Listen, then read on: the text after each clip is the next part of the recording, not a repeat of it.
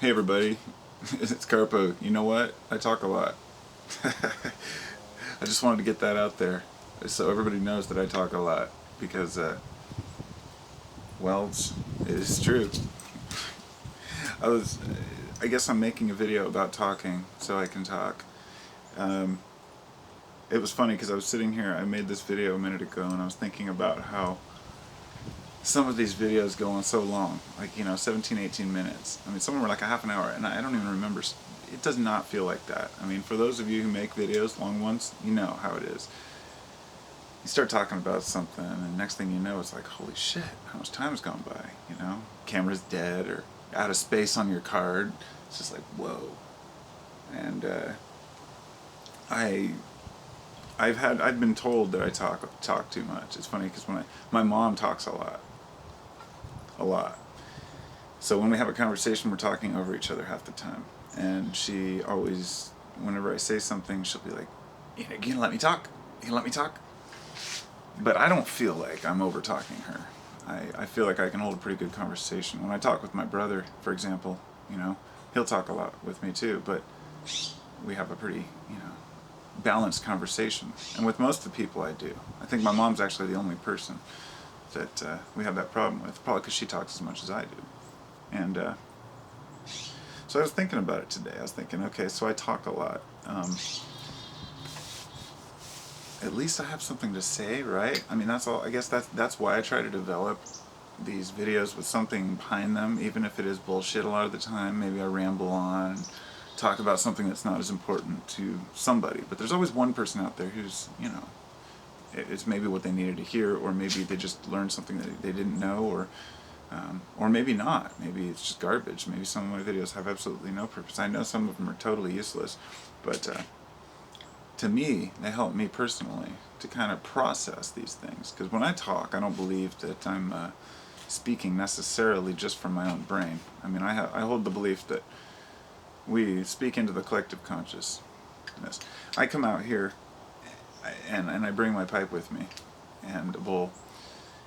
And sometimes when I start my video, I have a smoke in my hand and I end up just putting it out because I start talking and I just can't stop to take a hit.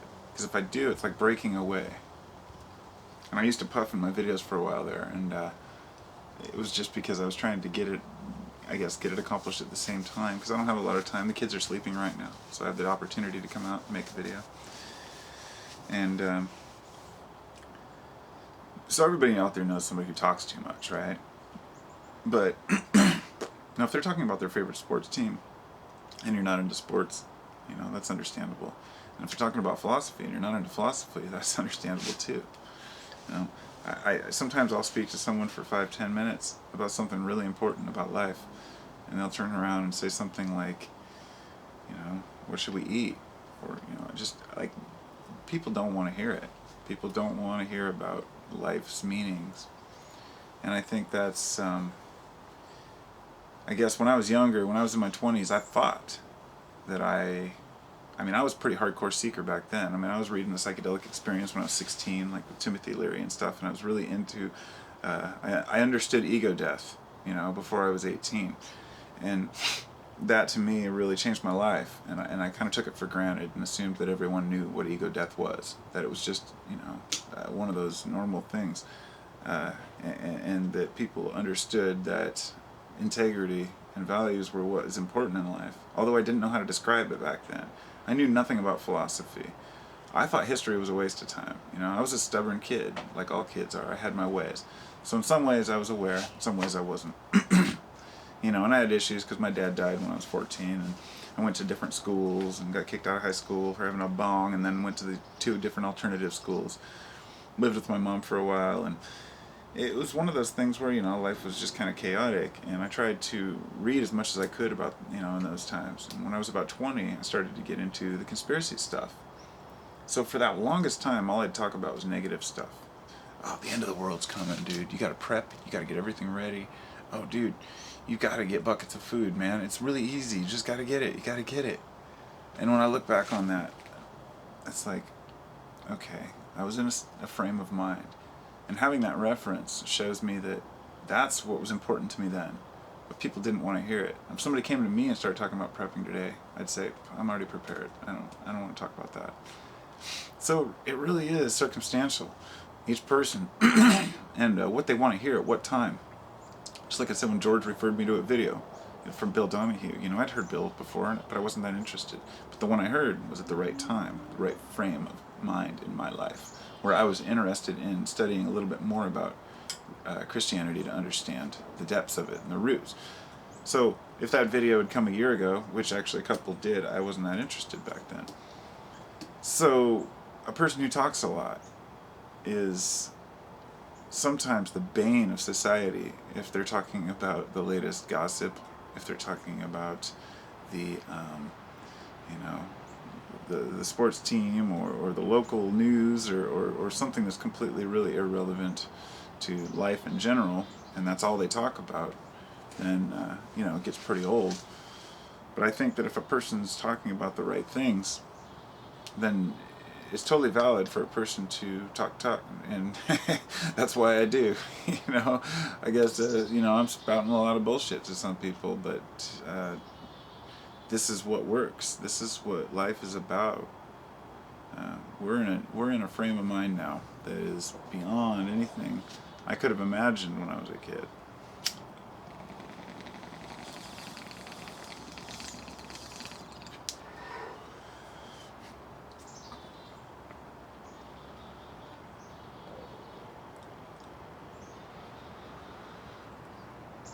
So much to say,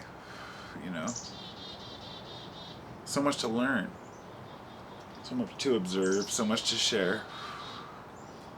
And I know that some people just perhaps were raised in a different environment, perhaps a very religious environment,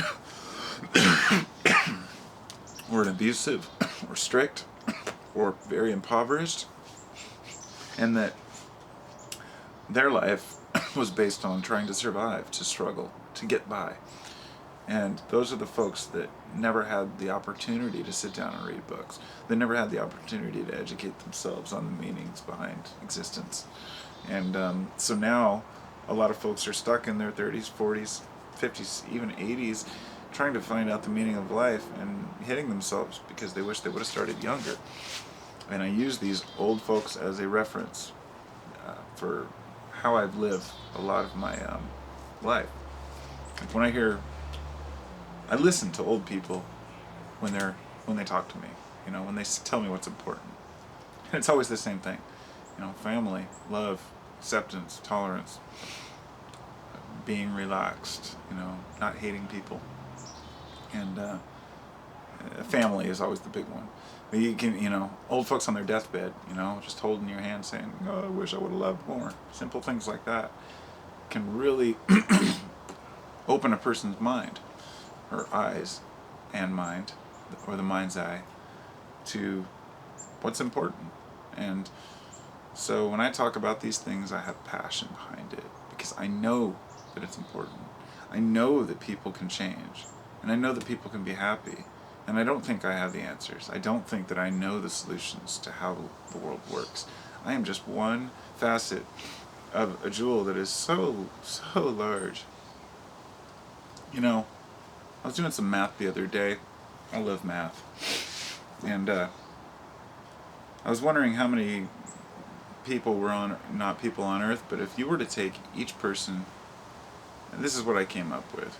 If each person was represented by a grain of sand on this planet, one grain of sand of average size, and you were to put all the people, fill all the sand into 50-gallon drums, it would fill 5 50-gallon drums. Now, it may not sound like a lot at first. 50-gallon drum, what is that, about 4 feet tall, 2 feet around, or diameter? 250 gallons of sand. Imagine taking one handful of that sand, dropping it across the sidewalk. That's so many people. That is how many people are on Earth. And that's a lot of different ideas about what is important. That is a lot of different culture. those are a lot of different values. We're not talking about just 100 something, 200 something countries, however many countries there are, and we're not talking about these small groups or large cities. We're talking about 7 billion people, and a lot of people have a hard time wrapping wrapping around billions. That's what it is. 5 50-gallon drums full of sand, each person represented by 1 grain, and in that sense, we have to accept each person for their beliefs and their differences. But at the same time, we really have to speak up, make ourselves heard. I want more people to start doing this. I want more people who are able to do this. Because I know that people out there just don't have the ability to voice themselves, or they don't have the self-esteem to get up in front of the camera, and that's fine. A lot of folks make videos that are more related to art, or like they create these graphic artists, like inspirational videos, and those are awesome too. Some people do history. Some people dedicate entire YouTube channels just to putting on stuff about philosophers, philosophy channels, no advertisements, or yoga, or Manly P. Hall or Alan Watts lectures. And I used to wonder, why do these people do this for free? I used to think nothing was free. When I was younger, I was ignorant to the extent that I really thought that everyone was out to get people, that everyone was out to make a dollar. And only after I changed did I realize that people are not that way. People are not hostile. People are just different.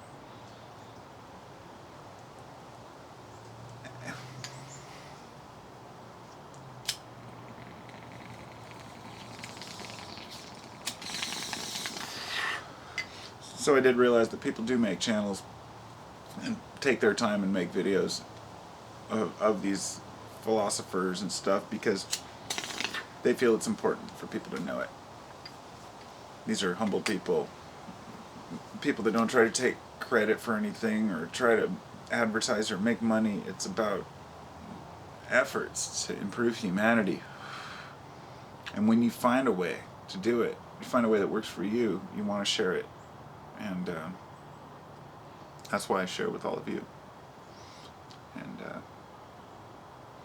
I'm glad for the ones that are willing to listen, because I may not have anything more to say than a person already knows, but I learn from all of you in my comments. I love it.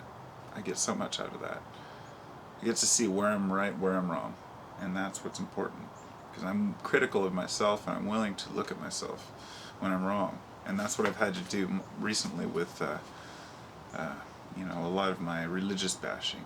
I have to go back and look at it now, kind of like, okay, I'm gonna look it over and find the symbolism behind it. So it's a crazy world. It's a great world. It's a great time to be alive. And glad I could share something with you guys. Now I'm ripped. Peace.